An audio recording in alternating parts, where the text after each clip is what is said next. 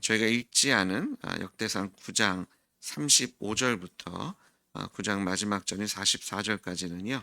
이미 우리가 역대상 8장 29절부터 39절에서 봤던 내용이 중복되어진 것을 보게 됩니다. 그 이유는 이제 사울을 소개하기 위해서 사울의 족보를 미리 앞에 다시 한번 나열하고 있는 것을 보게 되고요. 그리고 사울 왕을 소개하는데 우리가 읽은 10장에서 소개하는 사울 왕의 이야기는 모든 그런 사울 왕의 이야기들을 포함하고 있는 것이 아니라 아주 단편적으로 그의 죽음에 집중하여서 설명하고 있는 것을 보게 됩니다. 이 모든 이 9장 중반부터 그리고 10장 전체가 지금 설명하고자 하는 것은 이제 11장에 나오는 다윗이 이스라엘과 유다의 왕이 되었다라는 이야기를 하기 위해서 사울 왕의 이야기를 하고 있고요. 그리고 사울 왕의 여러 이야기, 사실 블레셋과의 전쟁에서 지기만 한 것은 아닙니다. 사실 승리도 했었고 또 이런저런 여러 가지 일들, 사울이 왕의 위에 있으면서 하나님과 관계가 좋았던 적도 꽤 있었기 때문에 그 기간 동안 그가 한 업적들도 있었지만 그의 죽음에 집중하여서 역대상이 이제 다윗 왕의 하나님께서 유다를 세우셨던, 그리고 우리가 다시 가야 할 길을 제시해주고 있는 그런 하나님의 마음을, 그 계획을 저희가 이런 사울 왕의 죽음에 집중적으로 소개하고 있는 것들을 통해서 확인하게 됩니다. 우리가 읽은 10장은요 사무엘상 31장에 일어났던 일들을 다시 인용하고 있는 것을 보게 되고요. 이 이스라엘과 블레셋 족속의 어쩌면 끝이 없어 보이는 그런 싸움을 보여주고 있습니다. 이 블레셋 족속은 해안 민족이죠. 그래서 해안가에 있었던 족속이고요. 이 이스라엘이 가나안의 정복을 시작하면서부터 끊임없이 이스라엘과 전쟁을 했던, 그리고 마냥 승리했던 것이 아니라요, 삼손 시대에 큰 어려움을 주다가 또 삼손이 또 블레셋과의 그런 싸움에서 승리를 하기도 하고요. 그리고 사무엘에게, 또 사무엘의 지도하에 크게 패배하기도 하고, 또 요나단에게도, 사울의 아들 요나단에게도 패배하기도 합니다. 하지만 오늘 본문을 통해서 이 사울과 요나단을 포함한 그 자녀들이 이 전쟁에서 대패하게 되는 것을 보게 되고요. 그리고 얼마 후에 다윗 왕에 의해서 이제 블레셋 또한 정복당하는 것을 보게 됩니다. 그래서 그런 사울 왕의 죽음이 상당히 수치스러운 그런 죽음으로 기억되어져 있는 것을 오늘 말씀을 통해서 확인하게 되는데요. 사울이 싸움 전반적으로 이제 밀리게 되고, 그리고 죽음이 가까이 왔을 때 이 성경에서 참 찾아보기 힘든 그런 자살하는 그런 모습을 보게 됩니다. 이방인에게 할례 받지 못한 자에게 죽임을 당하느니 차라리 자신 스스로 목숨을 끊었던. 그래서 역대상 10장 4절에 보시면 처음에는 그 무기를 가진 자, 사울을 보좌했던 보좌관이죠. 그에게 자신을 죽여줄 것을 요청하지만 보좌관이 왕을 죽이기가 쉽지 않잖아요. 머뭇거리는 사이에 사울이 스스로 무기를 빼어들고 거기에 넘어지는 것으로 죽음을 당하게 되고, 또 그것을 본 그 보좌관이 함께 그 자리에서 또 자신도 그 칼에 엎드러져 죽는 것을 보게 됩니다. 그 한 사람의 불순종이, 한 사람이 하나님께 범죄했더니 자신과 자기 가정뿐만 아니라 그 옆에 있는 사람들까지, 그리고 그 나라가 그런 하나님의 진노 앞에 또 어려움을 당하는 것을 보게 되죠.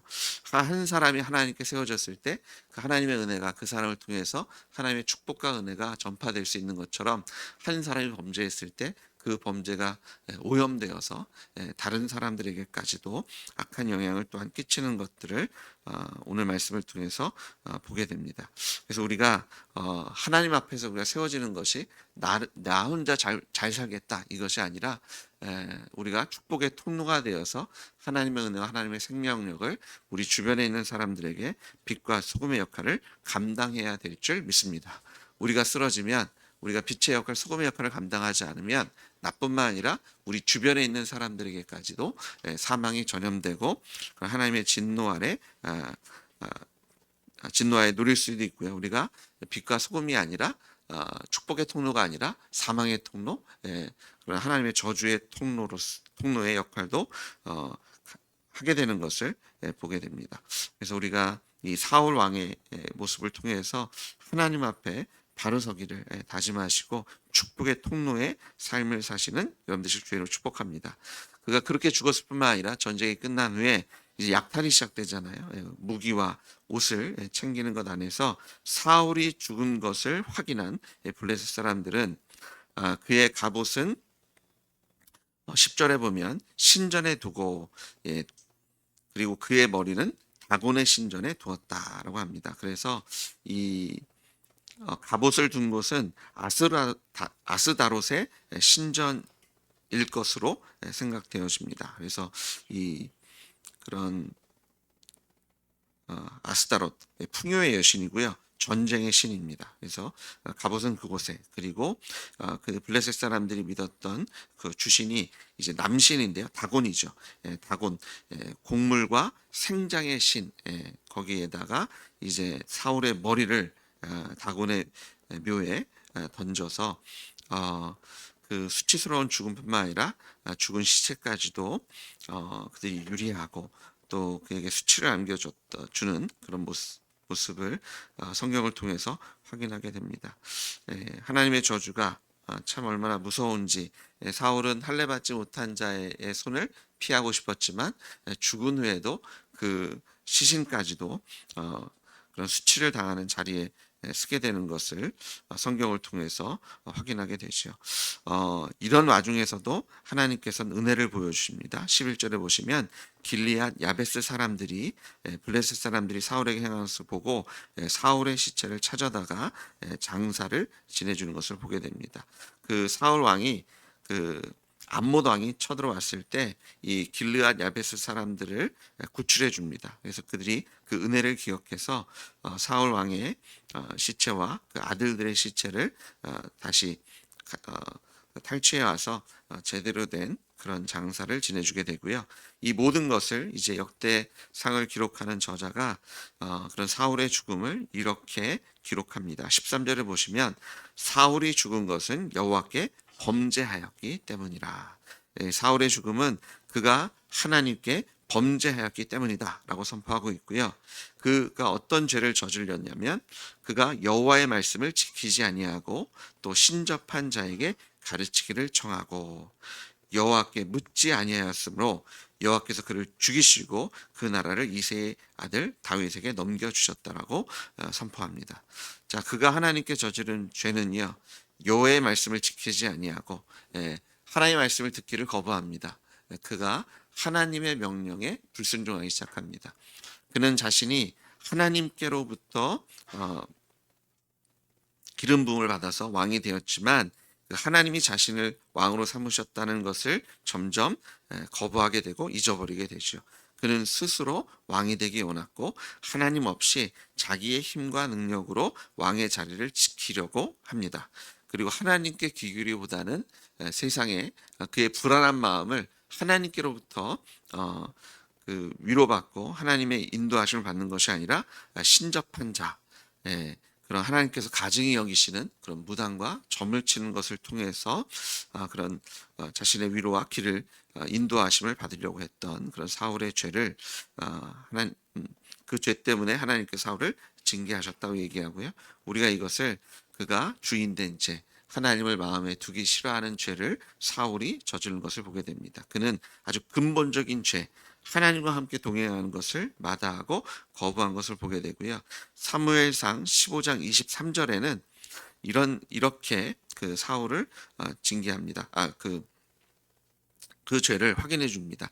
이는 거역하는 것은 점치는 죄와 같고 완고한 것은 사신 우상에게 절하는 죄와 같음이라. 하나님께 불순종하는 것은 점을 치는 것과 같고 그의 마음이 완고하고 패역하게 되고 하나님 앞에 굳은 마음을 가진 것은 우상 숭배와 같다라고 얘기하면서 왕이 여호와의 말씀을 버렸으므로 여호와께서도 왕을 버려 왕이 되지 못하게 하셨나이다. 예, 하나님께서 사울 왕에게 아말렉을 징벌하게 하시고 하나도 남기지 말라고 하셨고요. 아말렉 왕도 죽이라고 말씀하십니다. 그런데 아주 기름진 것들을 남겨두고 아말렉 왕도 죽이지 않죠. 그랬더니 사무엘을 통해서 하나님께 사울을 심판하시는데요. 여호와의 말씀을 버렸기 때문에 하나님께서도 왕을 버렸다라고 얘기하고요. 사무엘상 28장 7절에는 사울이 그의 신하들에게 이르되 나를 위하여 신접한 여인을 찾으라. 내가 그리로 가서 그에게 물으리라 하니 그의 신하들이 그에게 이르되 보소서 엔돌에 신접한 여인이 있나이다. 예, 블레셋과의 전쟁이 또 일어납니다. 그런데 하나님께 버림을 받았잖아요. 그러니까 하나님의 인도하심 받지 못했을 때 그가 다시 하나님께로 나아간 것이 아니라 어떻게든 하나님께 무릎 꿇고 하나님의 인도하심을 구한 것이 아니라 신접한 여인을 찾습니다. 사무엘이 그 옆에 있지 않았기 때문에 그는 하나님을 찾기보다는 그런 신접한 여인을 찾아서 그런 하나님께서 가증히 여기시는 방법으로 그의 길을 인도함을 받으려고 하고요. 그래서 사무엘상 2장 30절에는 그러므로 이스라엘 하나님 나 여호와가 말하노라 내가 전에 내 집과 내 조상의 집이 내 앞에 영원히 행하리라 하였으나 이제 나 여호와가 말하노니 결탄코 그렇게 하지 아니하리라. 나를 존중히 여기는 자를 내가 존중히 여기고 나를 멸시하는 자를 내가 경멸하리라. 네. 하나님께서 사울을 보시면서 심판하시는 것이 나도 나를 존중하는 자를 존중하고 나를 멸시하는 자는 나도 경멸하고 멸시하겠다라고 심판하시는 것을 보게 됩니다. 사울은 어쩌면 자기 스스로 한번 제대로 된 왕이 되기 원했을 거고요. 전쟁에 나가면 승리하기 원했을 겁니다. 그리고 자신이 나아가서 칼을 들고 싸웠으니 그 전쟁의 영광 그리고 그 전쟁을 통해서 내가 받을 수 있는 여러 가지 이득을 자신이 또한 누리는 것이 마땅하다고 생각했을지 모르겠습니다. 근데 분명히 하나님께서는 진멸하라고 하셨고 하나도 남겨두지 말라고 하셨고 이것이 사울의 전쟁이 아니라 하나님의 전쟁이며 하나님께 행하실 것을 미리 말씀해 주셨지만 그리고 하나님께서 사울을 떠나신 이후에도 그는 계속해서 좋은 왕이 되려고 그리고 왕권을 지켜보려고 노력을 하게 되지만 하나님께서 떠난 인생에 또 하나님께서 그 왕권을 거두어 가셨을 때 그 왕권을 그는 지킬 수 없었으며 또 하나님의 심판과 진노를 피할 수도 없었던 것을 우리가 이 말씀을 통해서 확인하게 됩니다. 우리의 삶이 참으로 하나님의 주권 아래 하나님의 인도하심 아래 또 하나님의 말씀이 우리의 삶 속에 하나도 땅에 떨어지지 않으며 이루어지는 줄 믿습니다. 사울에게 임했던 하나님의 말씀이 그대로 사울에게 임합니다. 네가 나를 멸시하니 나도 너를 멸시하겠다. 너는 더 이상 이스라엘 왕이 될 수 없다라고 말씀하셨을 때 사울은 죽임을 당하게 되고 그 왕권은 하나님께서 다시 기름을 부으신 다윗에게 그 왕권이 이양되는 것을 우리가 성경을 통해서 확인하게 됩니다. 특별히 14절에 보시면 여호와께 묻지 아니하는 것 이것이 또한 죄라고 얘기합니다. 사무엘도 이런 얘기를 하죠. 내가 하나님께 당신들을 위해서 중보하지 않는 죄, 기도하지 않는 죄를 저지르지 않았습니다. 기도하지 않는 것이 죄라고 얘기합니다. 사울은 하나님께 묻지 않았습니다. 저희가 아담과 하와의 죄를 얘기할 때 단순히 불순종이 아니라 그들이 왜 불순종했는지를 찾잖아요. 그 이유가 자신들이 하나님과 같이 되려고. 근데 성경은 우리가 기도하지 않는 이유, 뭐 여러 가지 게으르고요, 바쁘고요, 또 좀 육신이 연약함이 있고요, 여러 가지 이유를 대지만 또 오늘 성을 통해서 확인하는 것, 기도하지 않는 이유, 내가 주인이기 때문에 하나님을 지금 내가 대적하고 있기 때문에 하나님이 아니라 악한 영, 우상에게 무릎을 꿇고 그런 세상의 인도함을 받고 있기 때문에 하나님께 기도하지 않고 또 기도하지 않는다는 것이 하나님의 주권을 우리가 무시하는 것이고요. 또 하나님께서 그것을 싫어하셔서 심판하시는 것을 우리가 보게 됩니다. 물론 이런 근본적인 이유 때문이 아니라 여러 가지 다른 이유로 기도하지 않으실 수 있어요. 그런데 우리가 기도하지 않는 것이 쌓이면 쌓일수록 결국은 하나님을 의지하지 않고 내 마음대로 살아가게 되고, 하나님이 아니라 다른 것들, 눈에 보이는 것들을 통해서 인도함을 받고 의지하게 되고, 또 판단하게 하고 결정하게 되고, 결국은 하나님의 인도하심이 아니라 세상의 인도하심을 받으면 그 결국은 뭐예요? 죄의 삭은 사망입니다. 하나님의 은혜가 아니라, 하나님의 능력이 아니라 그런 하나님의 심판과 저주, 하나님의 말씀이 임하는데 하나님의 신실하신 언약의 말씀이 아니라 심판의 말씀이 임하는 것을 보게 됩니다. 그래서 우리가 하나님께 묻지 않는 것이 죄인 것을 오늘 이 시간에 다시 한번 마음으로 깨달으셔서, 사울이 저질렀던, 사울이 하나님을 대적해서 말씀을 지키지 아니하고 하나님이 아닌 신접한 여인, 점을 보고 또 여러 우상들에게 무릎을 꿇는 것과 같은 그런 하나님을 마음에 두기 싫어했던 그런 죄를 저질렀던 사울의 모습이 아니라, 신실하게 그 마음의 중심이 하나님께 기쁨이 됐던 그 다윗의 길을 행하시는 여러분 되시기를 주의 이름으로 축복합니다. 여호와께 물으십시오. 주님께서 신실하게 응답하실 거며 우리의 길을 인도하시고 우리가 가야 할 길을 밝히 보여주실 줄 믿습니다.